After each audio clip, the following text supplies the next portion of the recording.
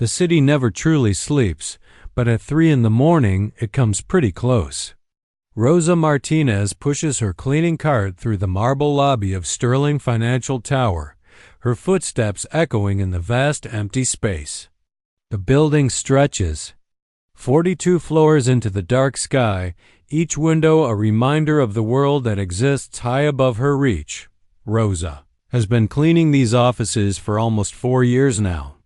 She knows every corner, every stain that refuses to come out, every executive's coffee preference by the rings they leave on their desks. At 51, her hands are weathered from years of scrubbing and polishing, but they move with practice. Efficiency. She's learned to become invisible here, just another piece of the building's machinery that keeps everything running smoothly. Tonight feels different, though. There's tension in the air that she can't quite place.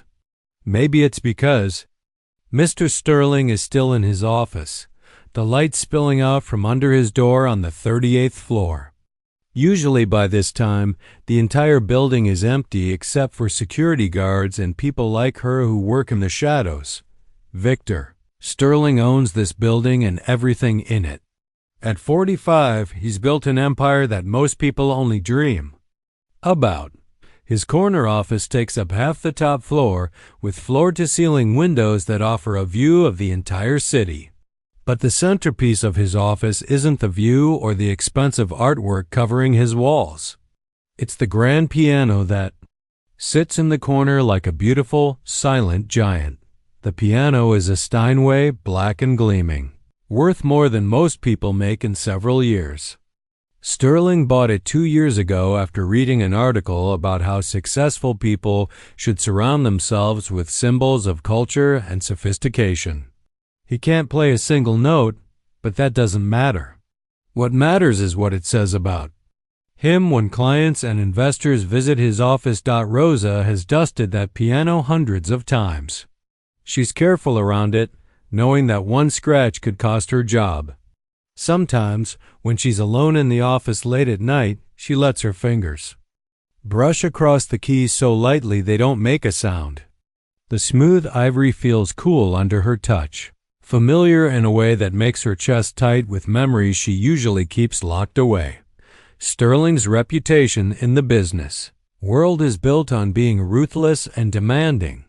He's the kind of man who believes that showing weakness means losing ground, so he never shows any.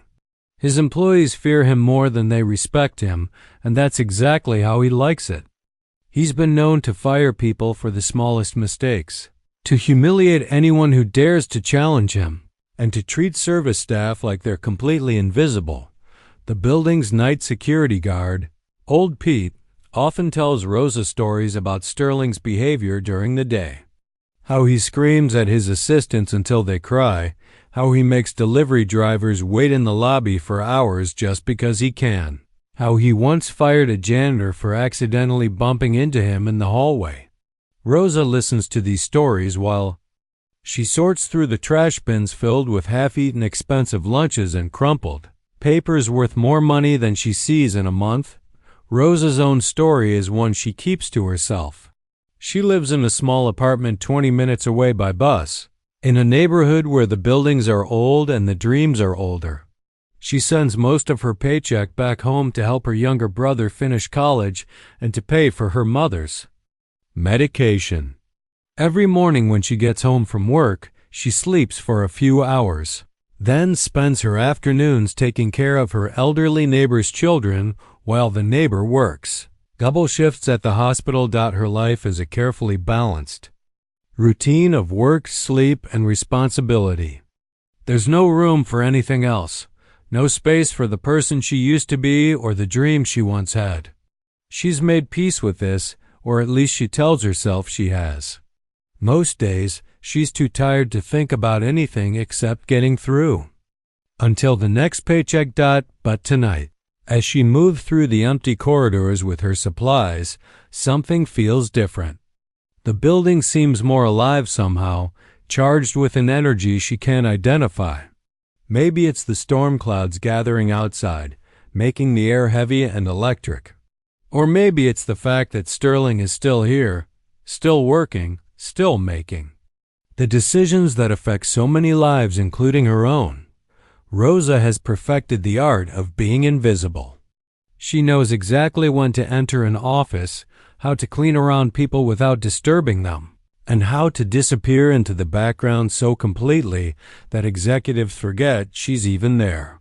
She's heard conversations about million-dollar deals, while scrubbing conference room tables, witnessed emotional breakdowns while emptying trash cans, and observed the private moments when powerful people think no one is watching. The irony isn't lost on her that she knows more about some of these people's personal lives than their own families do. She knows which executives are having affairs by the lipstick stains on coffee cups that don't match their wives' colors. She knows who's struggling with addiction by the empty bottles hidden in desk drawers. She knows who's facing financial ruin despite their expensive suits by the legal documents they throw away without shredding. But Rosa never speaks about these things. Invisibility is her protection, her shield against a world that would rather pretend she doesn't exist. She's learned that people like Sterling see service workers as part of the furniture, useful but not quite human. It's safer that way, even if it sometimes makes her feel like she's disappearing piece by piece. As she approaches Sterling's floor tonight, Rosa can hear voices coming from his office. Important-sounding men discussing numbers that represent more money than she ever see in her lifetime.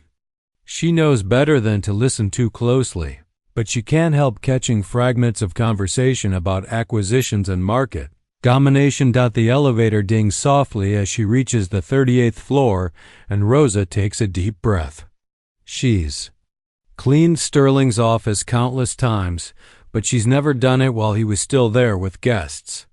Usually, she has the luxury of working alone, moving through the space without having to worry about being seen or heard. Tonight, she'll have to be extra careful, extra invisible. She need to clean around them without disturbing whatever important business they're conducting. She need to fade into the background so completely that they won't even notice she's there. Rosa doesn't know that tonight will be different from all the others. She doesn't know that her carefully constructed invisibility is about to be shattered in a way that will change everything. She just knows that she has a job to do, bills to pay, and a family depending on her. She adjusts her grip on the cleaning cart and heads towards Sterling's office, unaware that she's walking toward a moment that will reveal truths about both of them that neither is prepared to face. Rosa can hear the laughter before she even steps off the elevator. It's the kind of loud, confident laughter that comes from men who have never worried about money, never wondered if they'll have enough to pay rent or buy groceries. The sound echoes through the marble hallway, mixing with the clink of expensive glasses and the soft jazz playing from Sterling's office sound system. She checks her watch. It's almost midnight, much later than usual for business meetings. But then again, Rosa has learned that rich people operate by different rules than the rest of the world. Their meetings can happen at any time, in any place, whenever they decide it's convenient for them. As she wheels her cart closer to Sterling's office, Rosa can see through the partially open door. There are 4 men inside, all wearing suits. That probably cost more than what she makes in 6 months. They're gathered around Sterling's massive desk, crystal glasses in their hands, talking and laughing like old friends. The air is thick with cigar smoke and the smell of expensive whiskey.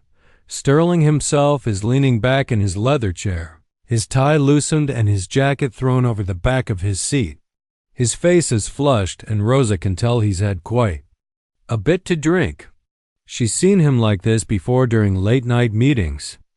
Alcohol makes him even more unpredictable than usual, more willing to say and do things he might think twice about when sober. Rosa has perfected the art of cleaning around business meetings without being noticed. She knows how to move quietly, how to empty trash cans and dust surfaces while staying completely invisible. Usually it works perfectly. The men continue their conversations as if she's not even there. which is exactly how she prefers it, but tonight feels different. Maybe it's because Sterling has had more to drink than usual, or maybe it's because his guests seem particularly rowdy. Either way, Rosa can sense that something is off as she begins quietly organizing the outer office area. Inside Sterling's office, the conversation has shifted from business to more personal topics. One of the men, a heavy-set investor named Davidson, is telling a story about his recent vacation to France. Another man, Chun, is bragging about his daughter's acceptance to Harvard. The third investor, Rodriguez, keeps checking his phone and making jokes about his wife's spending habits. Sterling isn't really listening to any of them. His attention has wandered, and he's looking around his office with the satisfied gaze of someone admiring his own possessions. His eyes land on the grand piano in the corner, and a slow smile spreads across his face. "You know," Sterling says, interrupting Davidson's story about French wine, "I was just thinking about that piano over there. Cost me more than most people's houses, and I've never even heard it played." The other men follow his gaze to the magnificent instrument. Chun whistles low under his breath. "That's a beautiful piece, Victor. You play?" Sterling laughs, a harsh sound that doesn't reach his eyes. "Me? No. I bought it for the image, you know? Clients see it and think culture, sophistication. It's all about perception in this business." "Seems like a waste," Rodriguez comments, taking another sip of his whiskey. "An instrument like that should be played." Sterling's smile grows wider, and there's something cruel in his expression that Rosa would recognize if she could see him from where she's working in the outer office. "You know what? You're absolutely right. Maybe we should have some entertainment tonight." That's when Sterling notices Rosa through the open door. She's bent over a trash can, carefully emptying it and replacing the liner, moving with the quiet efficiency he's observed hundreds of times but never really paid attention to. Tonight, though, something clicks in his alcohol-fogged brain. Remembers a conversation from months ago, overheard in the break room between two security guards. Something about Rosa and music, though he can't recall the exact details. At the time, he dismissed it as unimportant gossip among the help.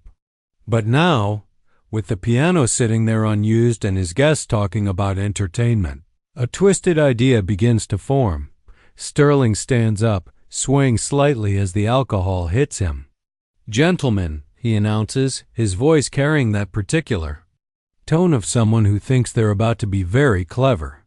"I think I have the perfect solution to our piano problem." The other men look at him expectantly, sensing that Sterling is about to do something that will either be very amusing or very uncomfortable. With Sterling, it's often hard to tell the difference. "Rosa!" Sterling calls out loudly, his voice cutting through the quiet office air like a knife. "Rosa, could you come in here for a moment?" Rosa freezes in the outer office, her hands still gripping the edges of the trash bag. She's been called into Sterling's office exactly 3 times in 4 years, and each time it was because something had gone wrong. Her mind races through everything she's done tonight, trying to figure out what mistakes she might have made. "Rosa!" Sterling calls again, more insistently this time. "Don't make me come out there." Rosa carefully sets down the trash bag and smooths her uniform. Her heart is beating faster now, that familiar flutter of anxiety that comes with being suddenly visible to people who usually pretend she doesn't exist. She walks to the doorway of Sterling's office, staying just outside the threshold. "Yes." "Mr. Sterling?" she says quietly, keeping her eyes focused on a spot just past his shoulder rather than making direct eye contact. Sterling gestures grandly toward his guests, as if he's about to introduce her to royalty. "Gentlemen, this is Rosa. She's been keeping our building spotless for, how long has it been, Rosa?" "Almost 4 years, sir," Rosa answers, still not understanding why she's been called in. 4 years. Sterling repeats, as if this is the most fascinating thing he's ever heard. 4 years of faithful service. And you know what? I heard through the grapevine that our Rosa here has some musical background. Isn't that right, Rosa? Rosa feels her stomach drop.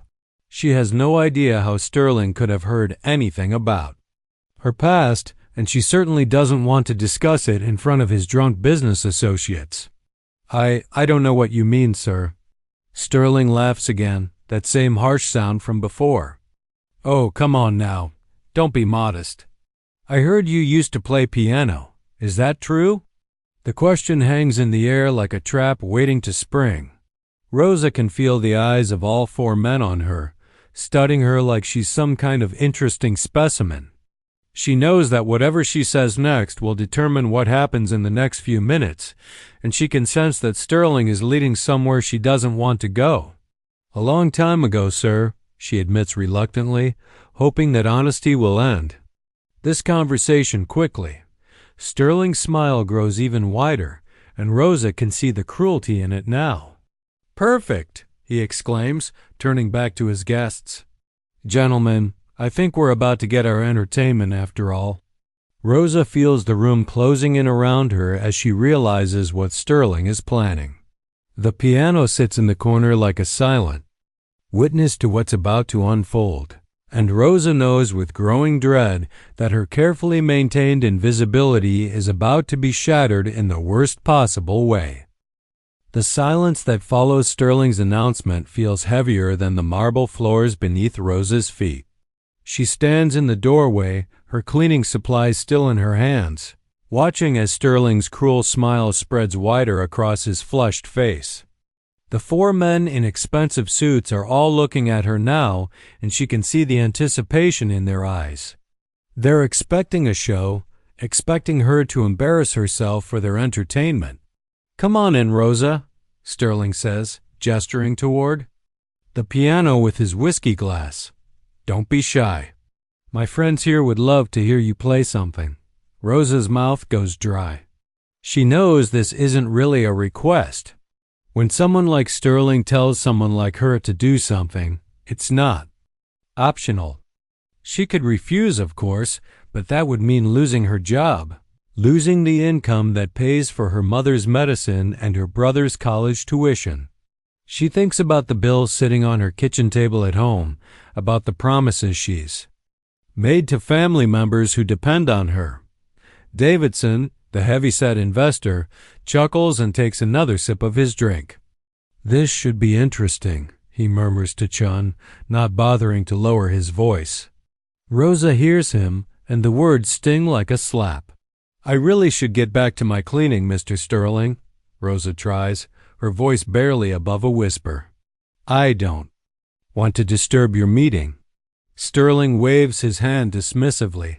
Nonsense. The cleaning can wait. We're all curious now, aren't we, gentlemen?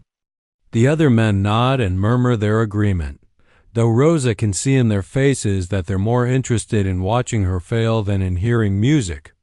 Rodriguez pulls out his phone, and for a terrifying moment, Rosa thinks he might be planning to record whatever happens next. How long has it been since you played? He asks, as if he's genuinely curious rather than setting her up for humiliation.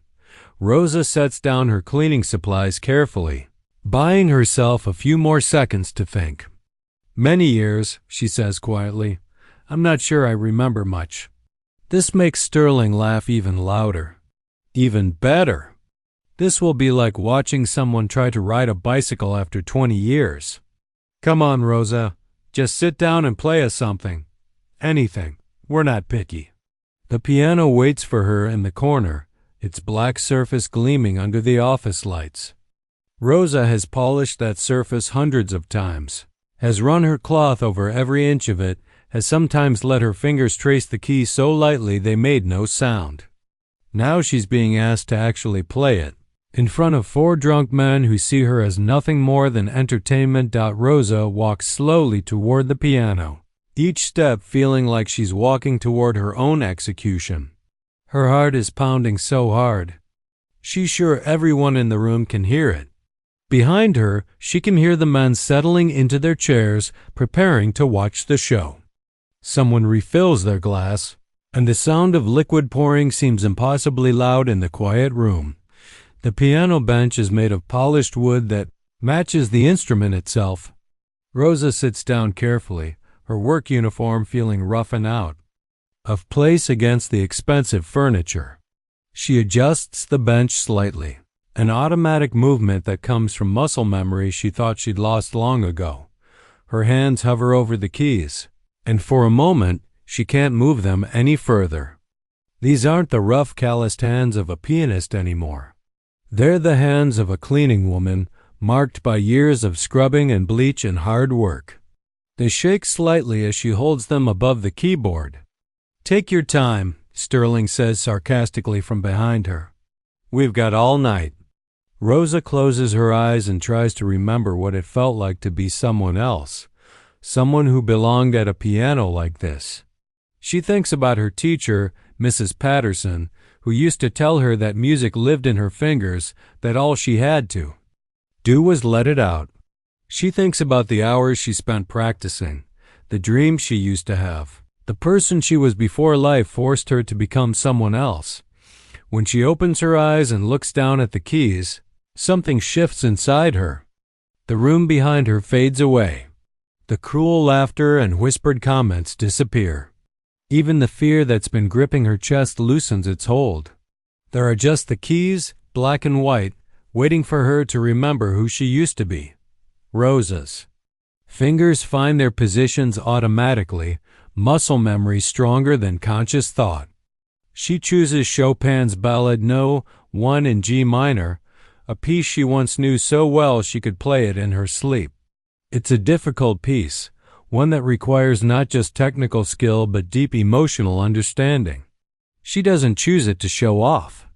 She chooses it because it's the piece that feels most like home. The first notes are tentative, careful.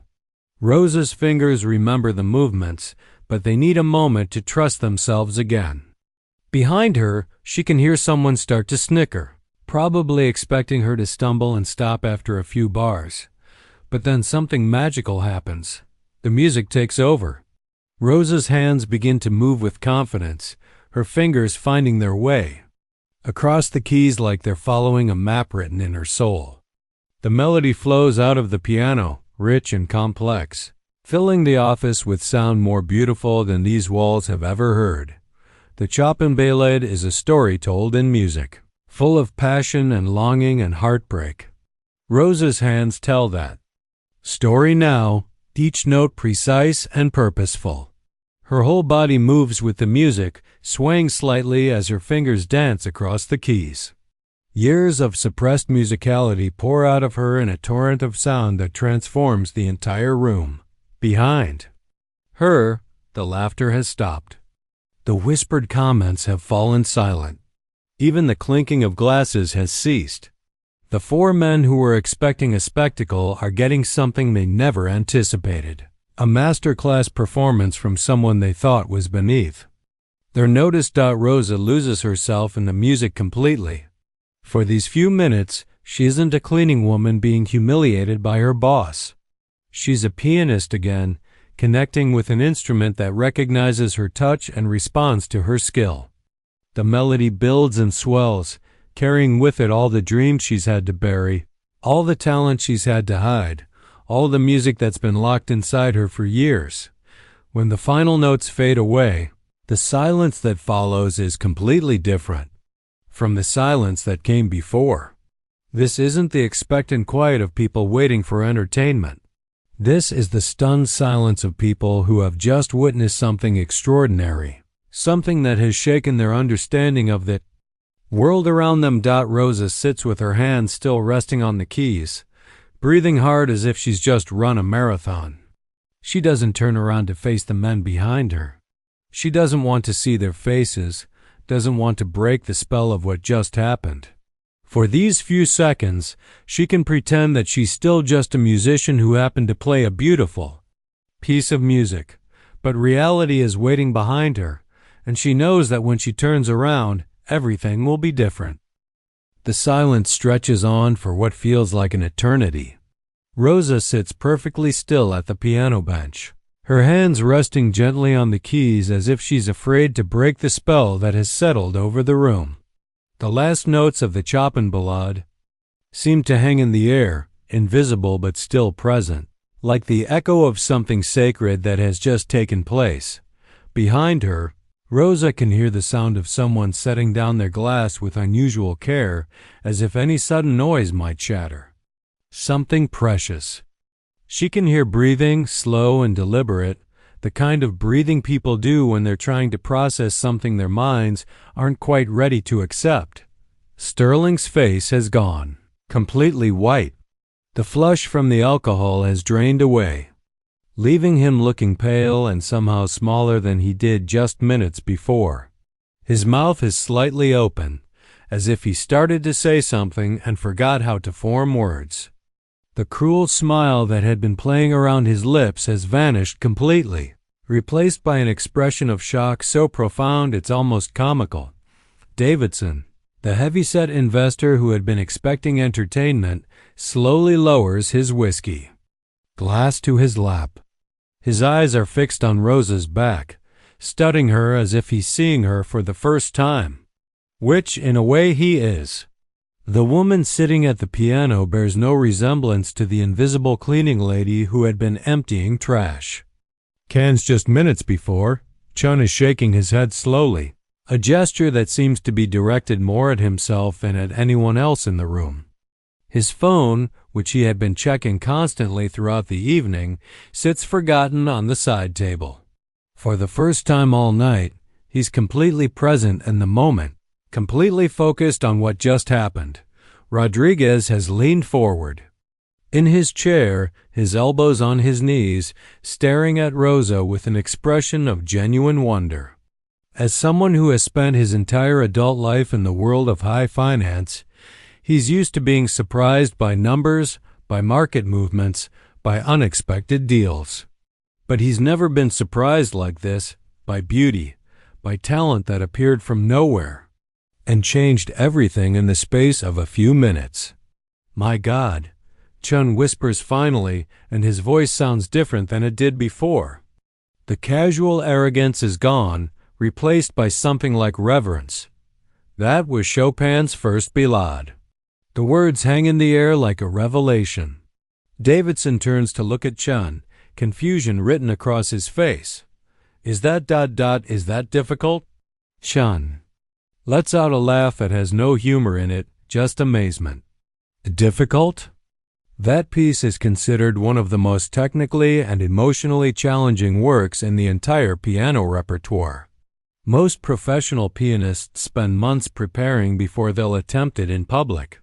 Sterling feels something cold settle in the pit of his stomach. The plan that had seemed so clever just minutes before now feels like the worst kind of mistake.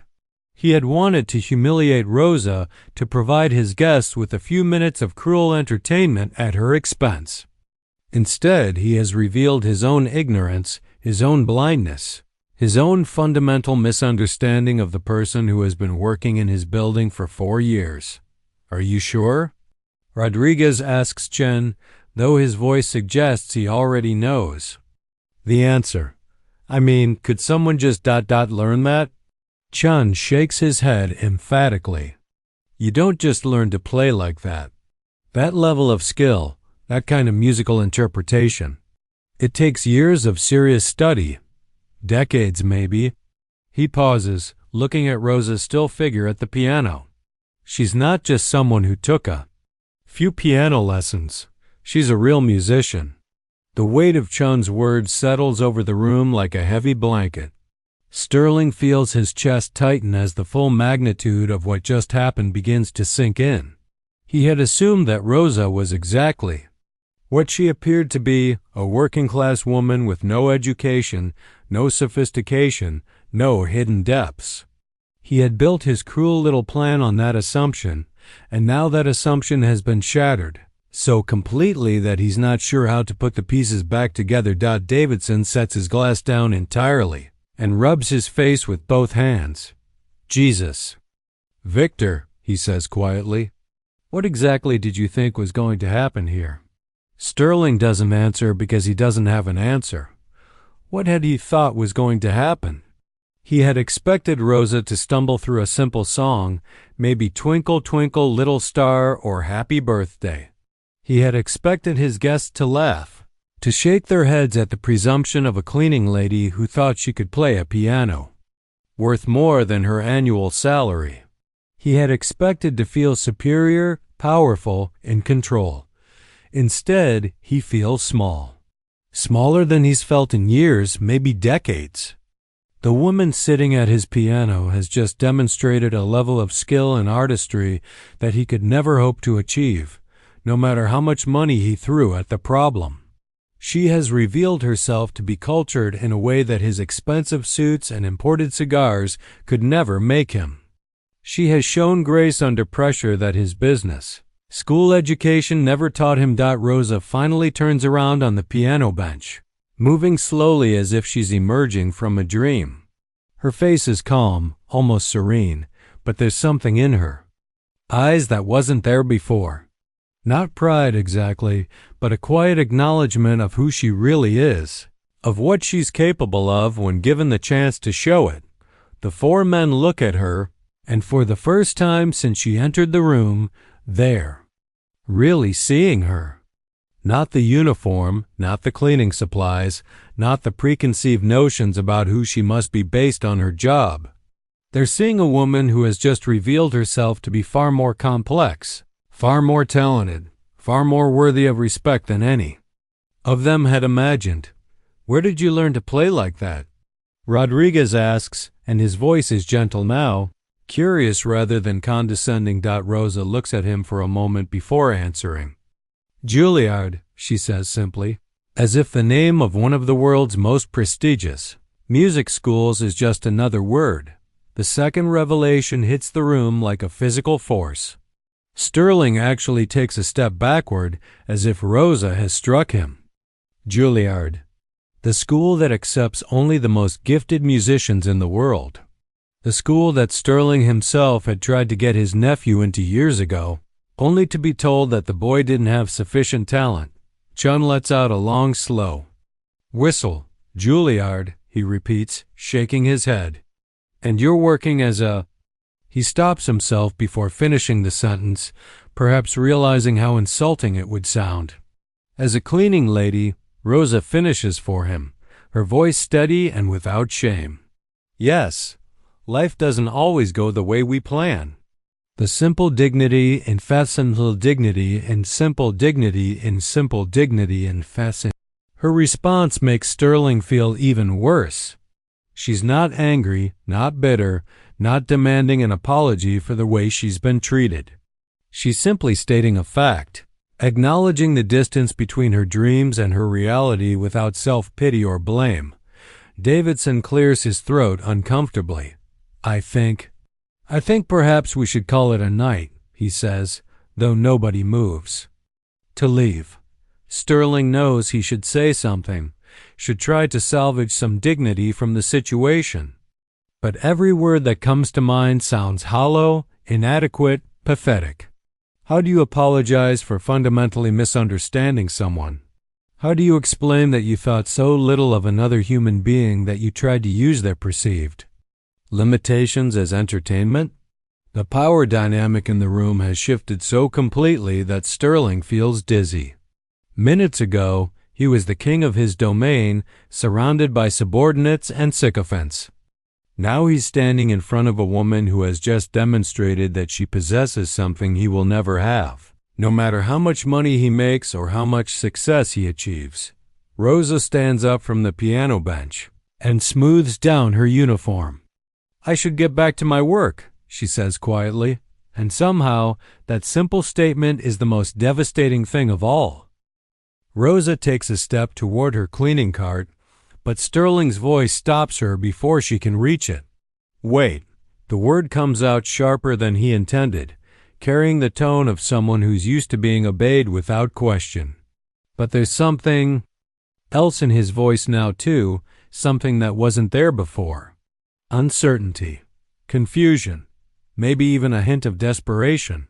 Rosa turns back toward him, her face carefully neutral.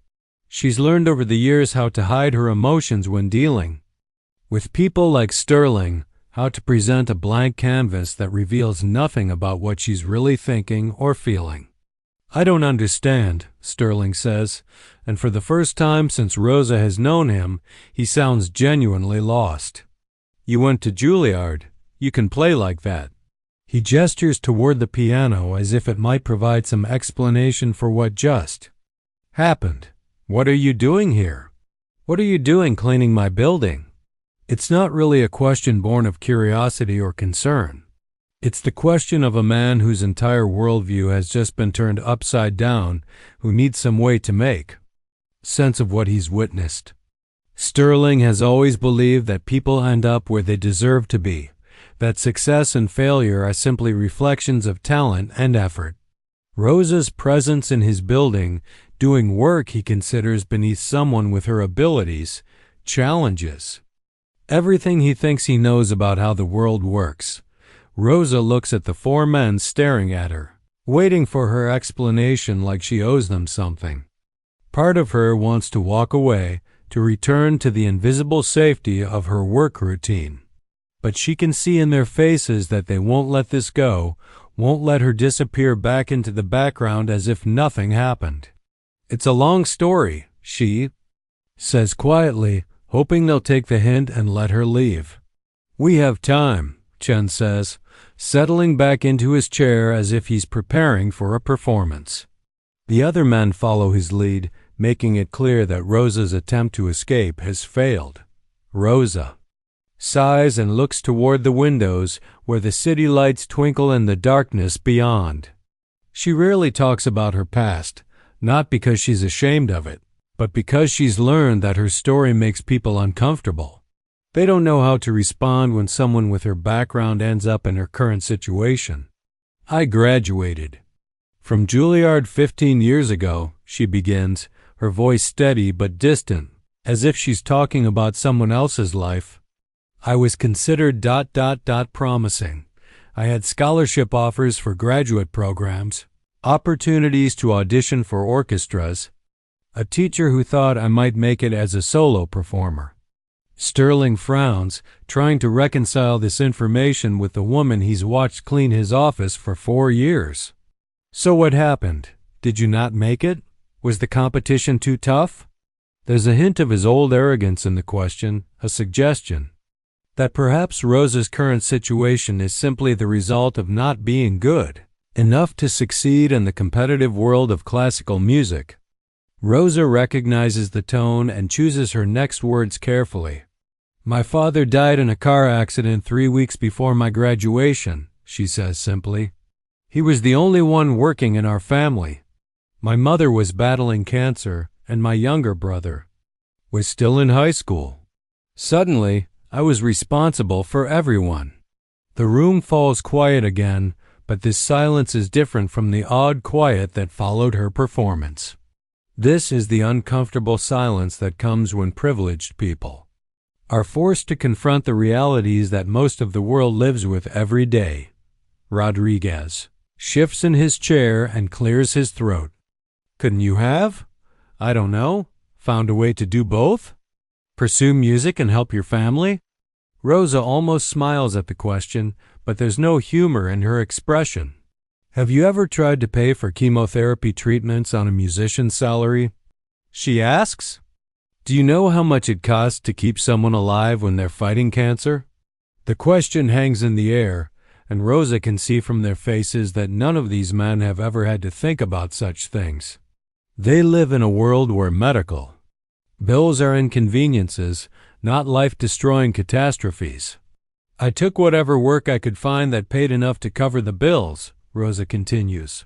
"Factory work, restaurant jobs, office cleaning.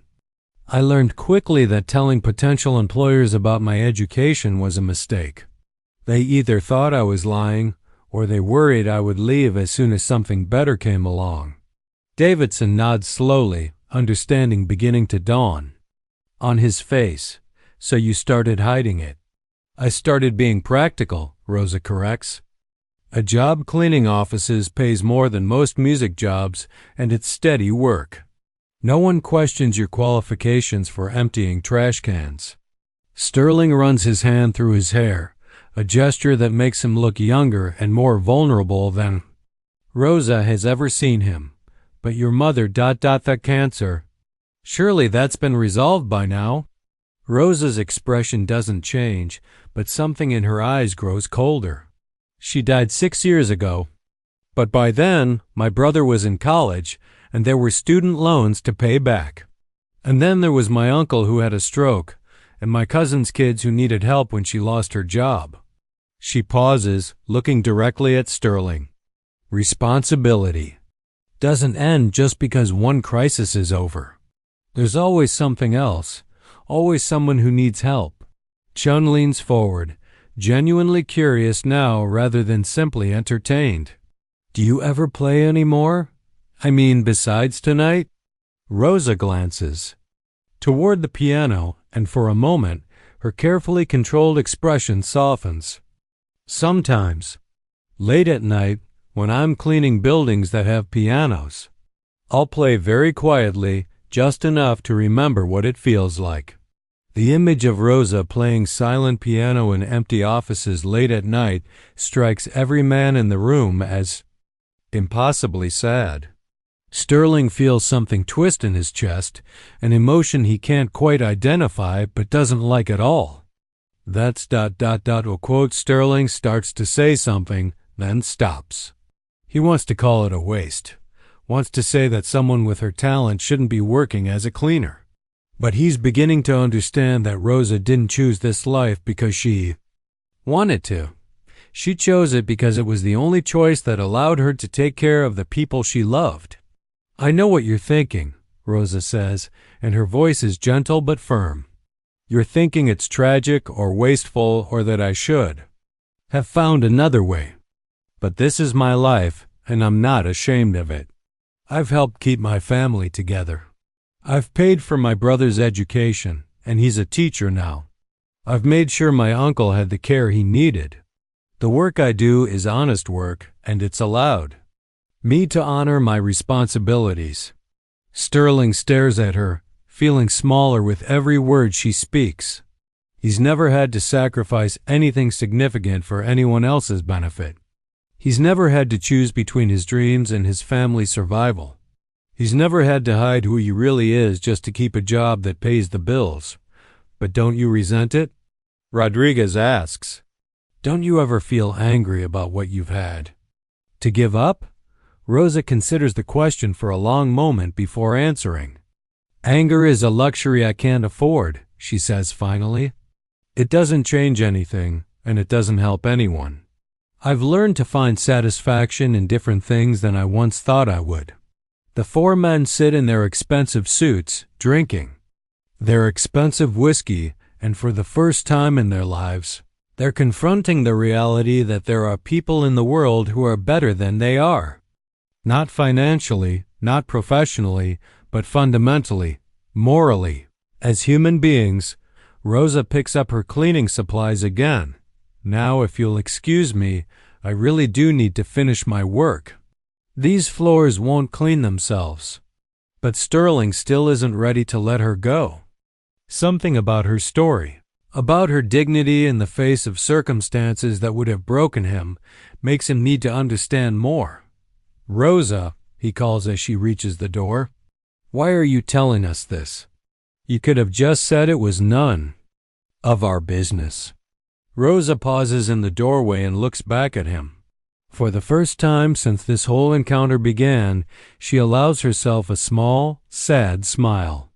Because, she says quietly, I thought maybe it was time for at least one person in this building to know who I really am. Rosa's words linger in the office long after she disappears into the hallway with her cleaning cart. The four men sit in silence, each lost in their own thoughts, trying to process what they've just experienced. The expensive whiskey tastes different, now somehow less satisfying than it did an hour ago. Davidson is the first to speak, his voice unusually quiet. Well, that was ... unexpected. He sets down his glass and looks around the room as if seeing it for the first time. I think I should. Probably head home. My wife will be wondering where I am. Chun and Rodriguez nod in agreement, both suddenly eager to escape the uncomfortable atmosphere that has settled over Sterling's office. They gather their things quickly, making polite excuses about early morning meetings and long drives home. Within minutes, Sterling finds himself alone, surrounded by empty glasses and the lingering scent of expensive cigars. He walks to the window and stares out at the city below, watching the late-night traffic move through the streets like streams of light. Somewhere down there, people are living lives he's never bothered to think about, facing challenges he's never had to overcome, making sacrifices he's never been forced to make. Sterling has built his entire sense of self around the belief that he's successful because he's superior to other people. He's smarter, he works harder, he makes better decisions. That's why he lives in a penthouse while other people clean his offices. That's why he drives expensive cars while other people take the bus. That's the natural order of things, the way the world is supposed to work.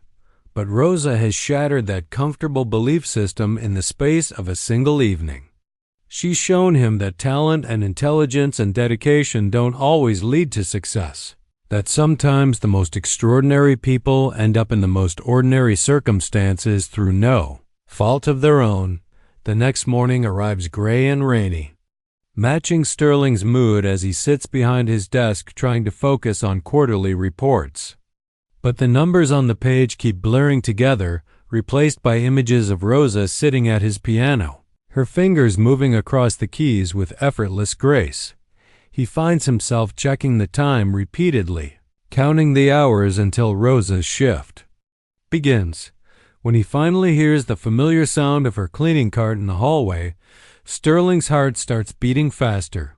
He's not sure what he's going to say to her, but he knows he has to say something. Rosa appears in his doorway as she has hundreds of times before, but everything feels different now. She's no longer invisible to him, no longer just part of the building's machinery. She's a real person with a real story, and Sterling doesn't know how to handle that transformation. Rosa, he calls out as she begins to empty his trash can. Could I speak with you for a moment? She looks up at him with the same neutral expression she's always worn, but Sterling thinks he can see something new in her eyes. A wariness that wasn't there before, as if she's not sure what to expect from him now that he knows her secret. Of course, Mr. Sterling, she says, setting down the trash bag and smoothing her uniform. Sterling realizes he hasn't planned what to say. He spent the entire day thinking about this conversation. But now that the moment is here, all his rehearsed words have vanished. He stands up from his desk and walks around to face her, feeling awkward and uncertain in a way that's completely foreign to him. I've been thinking about last night, he begins, then immediately realizes how that sounds. I mean, about what you told us, about your your background. Rosa waits patiently for him to continue, offering no help as he struggles to find the right words. I want to apologize, Sterling says finally, for what I did, for forcing you to play like that. It was wrong of me. Rosa nods slightly, acknowledging his apology without making it easy for him. Thank you, she says simply. Sterling had expected more of a response, maybe forgiveness or reassurance that no harm was done. The brief acknowledgement leaves him feeling unsatisfied, like there's more he needs to do to make things right. I also want to help, he continues, warming to an idea that's been forming in his mind all day. I have connections in the music world. I could make some calls, set up some auditions. You shouldn't be wasting your talent cleaning offices. For the first time since the conversation began, Rosa's neutral expression shifts slightly. Something that might be amusement flickers across her face, though it's gone so quickly that Sterling isn't sure he really saw it. That's very kind of you, Mr. Sterling, but I'm not interested in auditions. Sterling frowns, confused by her response. But surely you want to get back to music? This can't be what you want to be doing with your life. Rosa studies his face for a moment, and Sterling has the uncomfortable feeling that she's seeing something in him that he'd rather keep hidden. Mr. Sterling, she says gently, do you think I haven't considered that option over the past 15 years?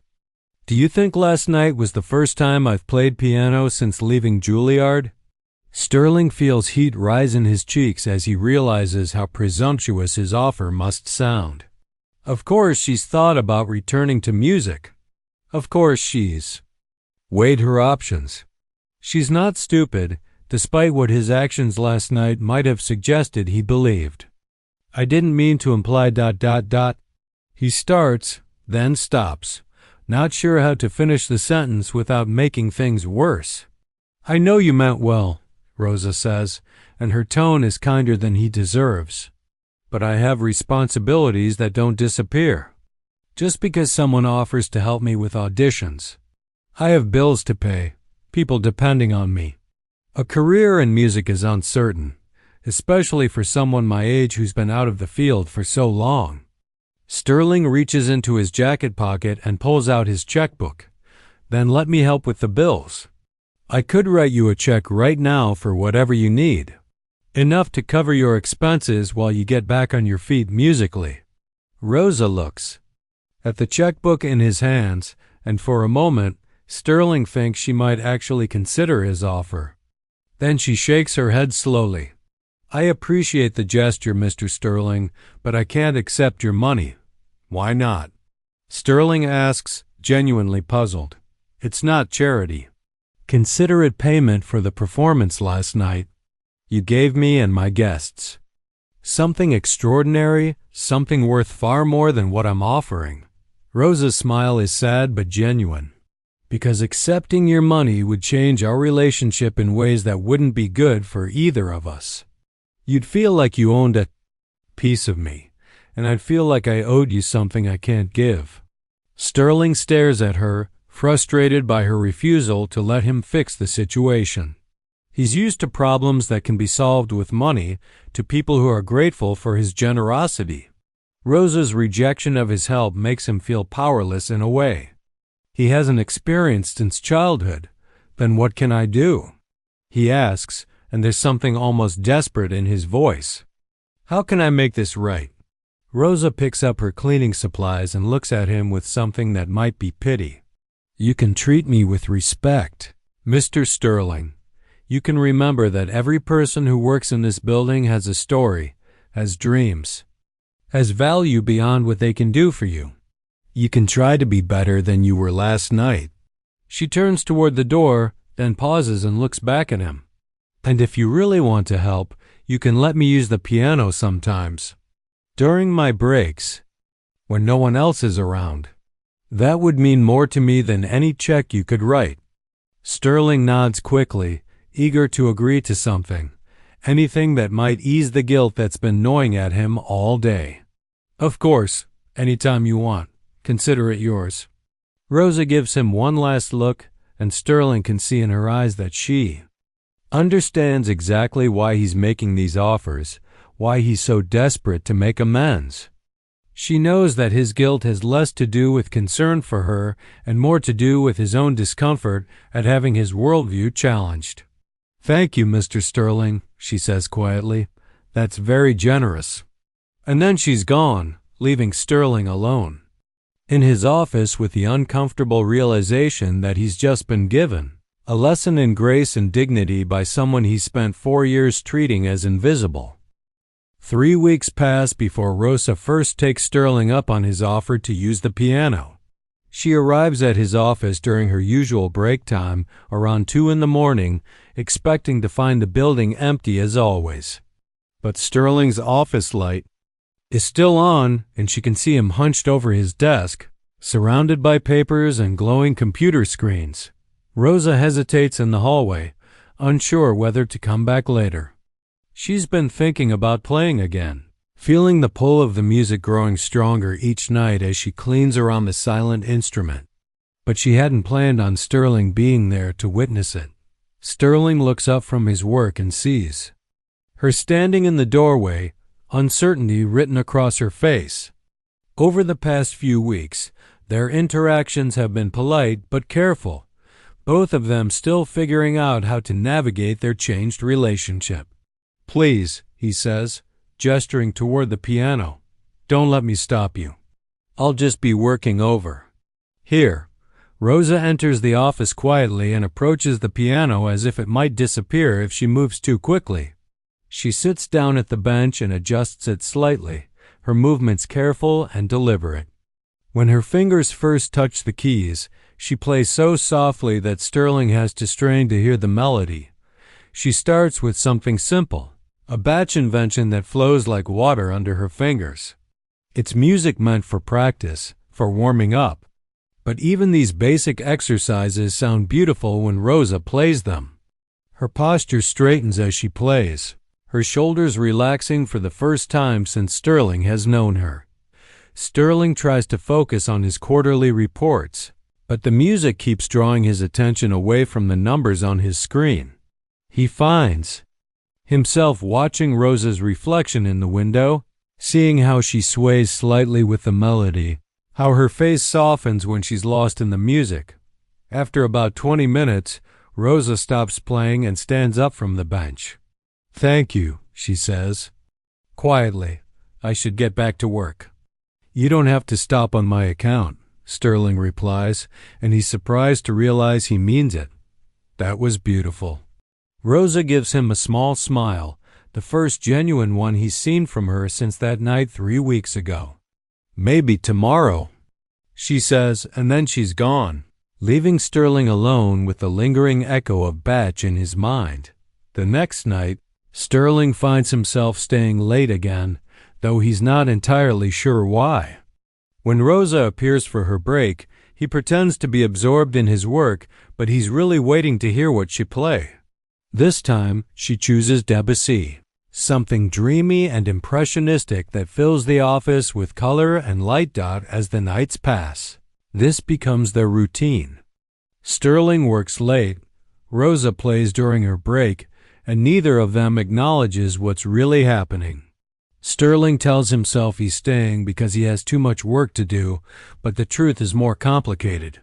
The music has become something he looks forward to, a bright spot in days that have started to feel increasingly empty. Rosa, meanwhile, begins to rediscover parts of herself she thought were lost forever. Each night, she plays with a little more confidence, a little more freedom. She starts choosing more challenging pieces, letting her fingers remember skills she thought had withered from disuse. One night, she plays a Chopin nocturne that's so heartbreakingly beautiful that Sterling stops pretending to work entirely. He turns his chair toward the piano and listens openly, watching Rosa's hands dance across the keys with growing amazement. When she finishes, the silence that follows feels sacred. "How do you do that?" Sterling asks suddenly, the question escaping. Before he can stop himself, Rosa looks at him, surprised by the genuine curiosity in his voice. "Do what?" "Make it sound like the piano is singing, like it's telling a story." Rosa considers his question seriously. "Music is a language," she says. "Finally. Once you learn to speak it fluently, you can say things that regular words can't express. You can share emotions that are too complex or too deep for conversation." Sterling nods, though he's not sure he really understands. "I've never been able to appreciate classical music the way other people seem to. It always sounds, I don't know, stuffy to me, academic." Rosa smiles at this admission. "That's because you're trying to understand it with your head instead of your heart. Music isn't supposed to be analyzed. It's supposed to be felt." Over the following weeks, something unexpected begins to happen. Sterling starts arriving at the office earlier and earlier, not because he has more work to do, but because he wants to hear Rosa play. He begins to recognize the different composers, to understand the moods and emotions that each piece conveys. More importantly, he begins to see Rosa differently. not just as a woman with hidden musical talent, but as a complete person with thoughts and feelings and a rich inner life that has nothing to do with her job. He starts noticing small things about her that he'd never paid attention to before. The way she hums softly while she works, the careful attention she pays to details, the quiet kindness she shows to other night shift workers. One evening, Sterling works up the courage to ask Rosa about her life outside the building. He learns that she volunteers at a community center on weekends, teaching basic piano lessons to children whose families can't afford formal music instruction. She tells him about her brother, who's now a teacher in their old neighborhood, and about the small scholarship fund she's been slowly building to help other young musicians facing financial difficulties. Sterling listens to these stories with growing amazement and shame. Here is a woman who has far less money than he does, but who gives back to her community in ways he's never even considered. She's building something meaningful with her life despite all the obstacles she's faced, while he's been focused solely on accumulating wealth and power. Why do you do it? He asks one night after Rosa finishes playing a particularly moving piece by Rachmaninoff. Why do you help those kids when you have so little time for yourself? Rosa looks at him with surprise, as if the answer should be obvious. Because music saved my life when I was their age. It gave me hope, gave me something to work toward, gave me a sense of who I could become. If I can give even one child that same gift, then everything I've been through has been worth it. Sterling feels something shift inside his chest, a loosening of something that's been tight and closed for longer than he can remember. He spent his entire adult life focused on taking market share, taking profits, taking advantage of opportunities. The idea of giving, of using his resources to help others rather than just accumulate more for himself, is foreign but oddly appealing. That night, after Rosa leaves, Sterling sits alone in his office staring at the piano. For the first time in years, he thinks about what his life actually means, what legacy he's building, what he'll be remembered for when he's gone. The answers that come to him are uncomfortable and sobering. He's built a successful business, yes, but what has that success cost him? He has no close friendships, no meaningful relationships, no real connection to anything beyond his own ambition. He's surrounded by people who fear him rather than respect him, who say what they think he wants to hear rather than what they really think. Rosa, with her quiet dignity and her hidden talents and her commitment to helping others despite her own struggles, has shown him what a life of real substance looks like. She's demonstrated that success isn't just about money or power or status symbols. It's about using whatever gifts you have to make the world a little better, a little brighter, a little more beautiful. Sterling knows he can't change everything about himself overnight. He's spent too many years building walls around his heart, cultivating an image of ruthless competence that has become second nature. But listening to Rosa play night after night has planted something new inside him, something that feels like the beginning of hope. Maybe it's not too late for him to become someone different, someone better. Maybe there's still time to build a life that means something beyond the numbers in his bank account. The thought terrifies and excites him in equal measure. 6 months after that first night when Rosa played Chopin in front of Sterling's guests, something remarkable has quietly taken root in the 42nd floor of Sterling Financial Tower. The change isn't dramatic or sudden. It's the kind of slow transformation that happens when two people begin to see each other clearly for the first time. Rosa still arrives every night at 10 p.m. with her cleaning cart, still empties trash cans and mops floors and dusts expensive furniture. But now she also spends 20 minutes of each shift playing piano in Sterling's office, sometimes to an audience of one, sometimes to an empty room when Sterling has actually gone home at a reasonable hour. The music has become a bridge between two worlds that seemed impossibly far apart. Through those nightly concerts, Rosa has reclaimed pieces of herself she thought were lost forever. while Sterling has discovered that success without humanity is just an expensive form of loneliness. Tonight feels different, though. Sterling has been working on something for weeks, making phone calls and arranging meetings and planning carefully for a conversation he knows could change everything or destroy the fragile trust he and Rosa have built. When Rosa arrives for her shift, she finds Sterling waiting for her with an expression she's never seen before: nervous, hopeful, and somehow younger than his 45 years. "Rosa," he says, standing up from his desk as she enters with her cleaning supplies, "before you start tonight, could we talk? I have something I'd like to discuss with you." Rosa sets down her cart carefully, her face showing the wariness that still appears whenever Sterling wants to have serious conversations.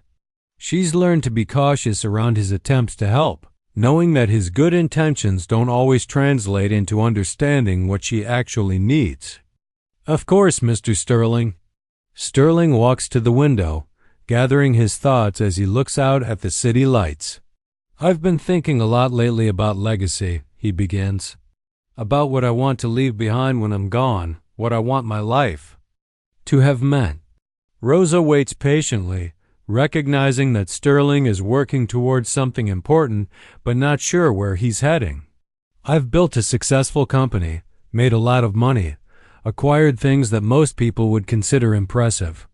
Sterling continues, "But 6 months ago, you showed me that none of that matters if you're not connected to something larger than yourself, if you're not using what you have to make other people's lives better."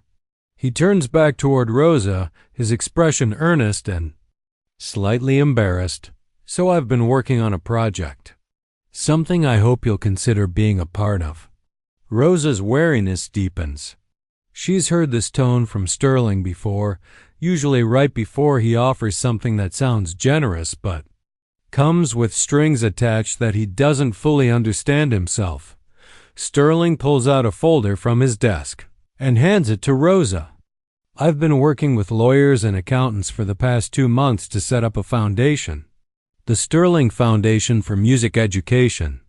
It's designed to provide scholarships and instruments and instruction to young people who have talent, but lack the financial resources to pursue musical training." Rosa opens the folder and scans the documents inside. Her eyebrows raise slightly as she reads the numbers. This isn't a small charitable gesture, but a substantial commitment involving millions of dollars and long-term planning. "The foundation needs a director," Sterling continues, his voice gaining confidence as he explains his vision. "Someone who understands both the technical aspects of musical training and the real-world challenges that talented young people face when they can't afford proper instruction. Someone who's lived through those challenges and found ways to overcome them."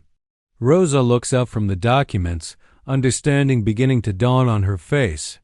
"Mr. Sterling, the salary would be competitive with what music directors make at major institutions," Sterling says quickly, as if he's afraid she'll refuse before he can explain everything. "You'd have full autonomy to design programs, choose scholarship recipients, hire staff. The foundation would operate independently. I'd provide the funding, but you'd make all the creative and educational decisions." Rosa sits down slowly in one of Sterling's leather chairs, still holding the folder. For a moment, she doesn't speak, and Sterling can see her mind working through the implications of what he's offering. "This isn't charity," Sterling adds, perhaps, reading her thoughts. "This is a business proposition. I need someone with your background, your skills, your understanding of what these kids go through. You'd be doing me a favor by taking the job, not the other way around." Rosa looks at him with something that might be amusement. After 6 months of late-night conversations, she's learned to recognize when Sterling is trying to make his generosity sound like practicality. "Mr. Sterling," she says gently, "why are you really doing this?" Sterling sits down across from her, abandoning the careful pitch he's been rehearsing for weeks. "Because listening to you play these past 6 months has been the best part of my Days. Because watching you talk about those kids you teach on weekends has shown me what it looks like when someone actually makes a difference in the world. Because I'm tired of being the kind of person who only takes from life and never gives anything back. He pauses, looking down at his hands. And because I think this foundation could actually work. I think you could help young musicians avoid the choice you had to make 15 years ago. Not all of them, maybe, but some. And that seems like something worth doing. Rosa studies his face, looking for signs of the arrogance and condescension that used to define all his interactions with people he considered beneath him. But she sees only sincerity and a hope that he's trying hard not to show too much of. What? About my current responsibilities? She asks. My family still depends on me. My uncle still needs care. My cousin's children still need help with school expenses. The salary would more than cover those obligations, Sterling says. And the foundation would provide health insurance, retirement benefits, all the security that comes with a professional position. Rosa is quiet for a long time, reading through the documents more carefully. Sterling waits, trying to control his nervousness. He's never wanted anything as much as he wants Rosa to say yes to this opportunity, but he knows he can't push her into it. There's something else, Rosa says finally. If I take this position, our relationship changes completely. I wouldn't be your employee anymore. I'd be your partner in this venture, your equal in making it successful. Sterling nods immediately. That's exactly what I want. I don't know anything about music education or how to help young artists. I can provide the resources, but you'd be the one who actually makes it meaningful. Rosa sets down the folder and looks directly at Sterling. And what do you get out of this, really? Sterling considers the question seriously.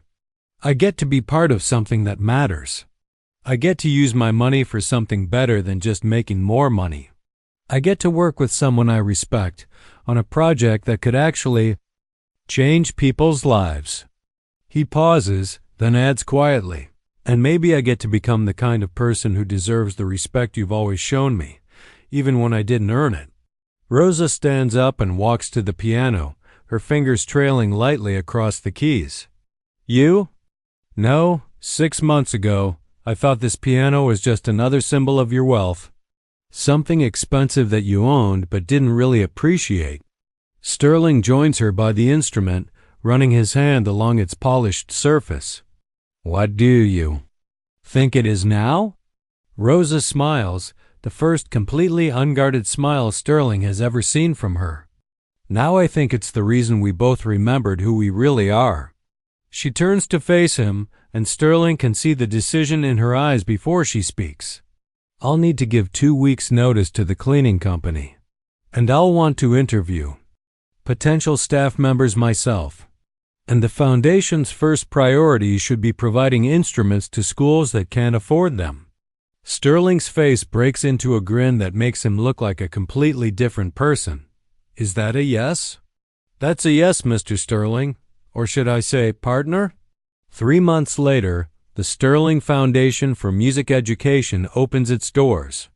In a renovated building just 6 blocks from Sterling Financial Tower, Rosa arrives each morning in professional clothes. Instead of a cleaning uniform, carrying lesson plans instead of cleaning supplies, ready to spend her days helping young musicians chase the same dreams she once had to set aside. Sterling stops by the foundation regularly, not to check up on Rosa's work, but to hear the stories of the students they're helping, to listen to practice sessions and recitals, to remember why he decided to build something meaningful instead of just profitable. The piano from his office now sits in the foundation's main practice room, where it's played every day by dozens of young hands learning to speak the language of music. Sometimes in the evenings after the students have gone home, Rosa still plays it, filling the building with melodies that carry both the sadness of dreams deferred and the joy of dreams reborn. And sometimes Sterling sits in the back of the room and listens, grateful for the night when a cleaning woman's extraordinary talent reminded him that the most valuable things in life can't be bought, but they can be given freely to those who need them most.